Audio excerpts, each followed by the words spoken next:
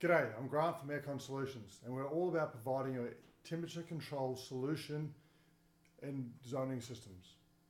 Today we're going to be showing you how to access the service page of the Gen 3 or the Intelligent Life touch panels. So there's two styles of touch panels. There is these more of a sort of a light grey with the dark grey sides, or there's the one that's the completely blacked surround on the screen. So this is the Intelligent Lifestyle. It does also come in the Gen 3 brand as well. On the Gen 3 500 touch panel, this lighter grey coloured with the darker grey panels on the side. How do we get into the service page or the back screen of the system? Is to push on the control button. Then down the bottom right hand corner we have the system button. We push that 4 times. Then until it says access denied.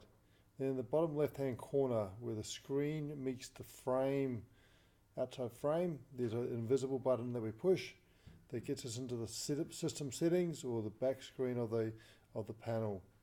From here we're able to see what the supply air temperature of the system is. Now we showed you how to go into the back screen or the system menu of the Gen 3 500 labelled touch panel or the light grey panelled system. Now I'm just going to show you how to go into the Intelligent Life or sometimes the Advantage Air ones as well. I'm going to push the Tools button. Then we've got the System button on here on the left hand side. We push on that. And then the standard password for the Advantage Air or the Intelligent Life control system. Now this is a factory password. It doesn't mean that it's going to work, because if somebody's changed the password, unfortunately there isn't much we can do unless you know that password other than to change the panel. Alright, so the password is IL741.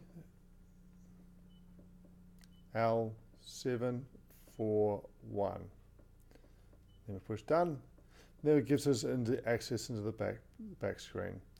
So again, we can see supplier temperatures, we can see the pressure of the system, bits and pieces of how to control it. We've got, again, how to change the damper minimum maximums and in programming up the wall sensor.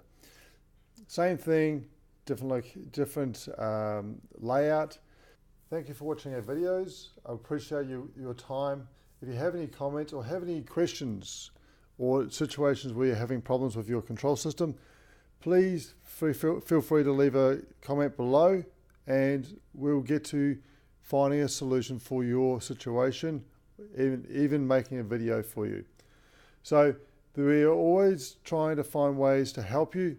We'd love to be able to get your feedback.